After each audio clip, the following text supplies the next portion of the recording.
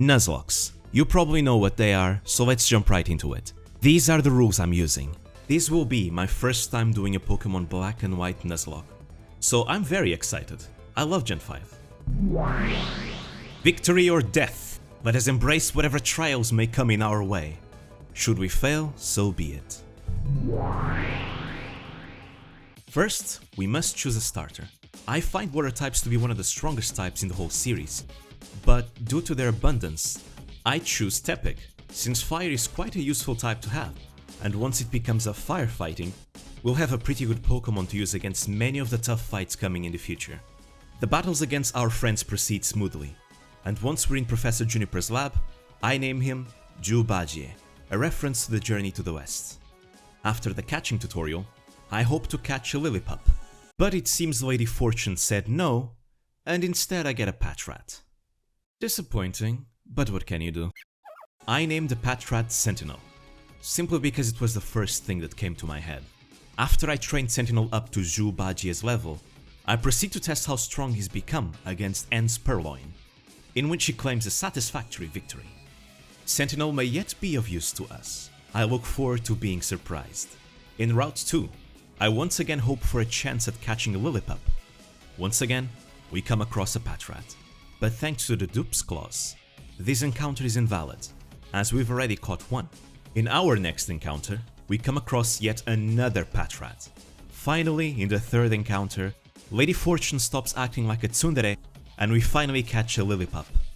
I name him Bubba, because I've fallen deep in a certain rabbit hole for over half a year now. And I regret nothing. However, my awful fortune gets the last laugh, as not only does Bubba not have Intimidate, he also comes with a mild nature, boosting his special attack, which doesn't help at all, and worst of all, lowering his defense. This greatly concerns me. Oh well, I suppose we'll have to make use of what we've got. The skillful general shall make use of all tools at his disposal. He shall employ the wise, the brave, the covetous, and the fool. I trained Bubba a little bit, and after wiping out all the trainers in the route, we encounter Bianca, who, looking forward to exploit a potential moment of vulnerability, challenges us to a battle no matter if we're ready or not. So that's how it's going to be, I respect your devious cunning, however, I was ready for it. I send in Jubajie, who proceeds to easily burn her Pokémon to cinders. Nice and crispy. The next Pokémon to be added to the party is Pansage, who I receive by talking to an NPC. This will be counted as a Dreamyard encounter. I name him Hideyoshi, a reference to Toyotomi Hideyoshi, who had the reputation of looking like a monkey. I don't see myself using Hideyoshi in the long term, but it'll come in handy in the first gym. Besides, now we have some way of fighting Jubajie's water, rock and ground weakness. Coverage is always a good thing. Unfortunately, Hideyoshi comes with a calm nature, which lowers his attack, so that's another bad nature, considering he only has physical moves. Next, we fight Cheren at the trainer school. Another easy battle, as Hideyoshi decimates his Oshawott with a critical Vine Whip, and then Jubajie takes care of his Purloin. With this victory, Cheren gives us some Oran berries, which I will make sure to put to good use in the early game. All that's left is to challenge the city's gym. However, the team is still a bit underleveled when compared to the gym leader's Pokémon. So, I decide to train a little bit. Preparation is crucial before heading to battle. During the training session, Bubba manages to find a King's Rock, so that's actually quite nice. I train the party until all of them are at level 12, so now I feel more confident about challenging the gym. After making short work of the gym's trainers, all that's left is the gym leader. I heal up one last time and equip Jubajie, Bubba and Hideyoshi with the Oran berries Cheren gave us. And so, our showdown with the gym leader is upon us. Our opponent is the water type user, Cress. Let us do our best, so we may achieve glorious victory this day. Our foe begins by sending out his level 12 Lillipup. I lead with Jubajie, evenly matched at level 12 as well. Lillipup is faster and uses Bite. Here is where things get dicey, as from now on, I have to hope that Lady Fortune doesn't see fit that Jubajie flinches. Ember seems to be doing pretty decent damage, and Jubajie takes the lead in this battle by winning the damage trade. Of course, all of that could suddenly change with a single flinch. My fears become true as, on his third bite, Lillipup drops Jubajie to yellow health and causes him to flinch. However, things turn to the worst as, after Jubajie eats his berry, I look in horror as Lillipup eats it as well, causing me to lose my advantage. I had completely forgotten about Lillipup's ability, and in fact, for some reason I thought Lillipup would have Intimidate.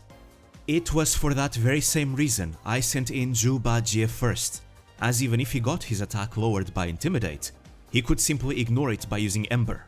I was too confident of my knowledge of this fight, and now see myself losing the lead for not double checking. This marks my first big mistake in this run. After both Pokemon exchange moves once again, I realize Jubajie is not going to win the 1v1. As such, I decide to set up for someone else to finish the job, ordering Jubajie to use Tail Whip and lower Lillipup's defense. My opponent in turn responds by increasing his offensive stats, which begins to make me nervous. It is also here that I notice that Jubajie and Lillipup are actually speed tied, but that doesn't change my situation, as knowing my luck, I do not wish to risk a coin flip. Undecided if I should continue to lower his defense or press the attack, I use Ember. This marks my second mistake for not committing to the plan. I go for Ember again, but this time Cress uses a potion, which came unexpectedly since Lillipup was still at yellow health. As my opponent has healed, I too get the right to heal once. I do so immediately. However, with 2 boosts to his attack, Lillipup is now hitting quite hard. I go for Ember once more, hoping to deal some damage before switching out next turn, but Lillipup outspeeds and flinches with Bite. This is where things begin to look quite grim. Chances were that someone was going to die. No matter who I switched to at this point, they would not be able to finish the job in one piece. Since Hideyoshi still has a job to fulfill in this battle, I see no better option than to sacrifice Sentinel. Sentinel comes in and loses around 40% of his HP, which is actually quite less than I expected.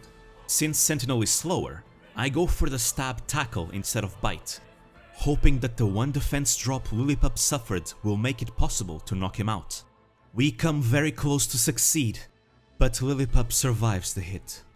Here is where I realized that had I committed to using Tail Whip earlier, Sentinel could have won this fight. I considered switching out to Bubba, but remembering his frail defense due to his awful nature, I believed he would probably die in one shot were he to get crit, a risk I wasn't willing to take. Sadly, Sentinel goes down. I sent Bubba to finish off the Lillipup. Ours was a fierce opponent indeed. I still believe my decision was the safest. I valued Bubba more than Sentinel, and I could not overlook the possibility of him getting crit. All that is left is Cress's ace, Pampur. I switch out to Hideyoshi, who, in spite being 2 levels lower, I have the utmost confidence he can win. A few Vine Whips later, which even included a quite unnecessary crit, Pampur is down with no issues to report. At last, victory is mine, but it ended up being surprisingly troublesome, mostly due to my lack of discipline. Indeed, I have yet much to learn. But I have no doubt this is but the first of many losses to come. I say my farewells to Sentinel, who took it courageously for the team. I salute you. Salutations! Thank you for watching this far. If you liked this video, consider subscribing to be notified of future uploads. See you next time, and stay safe.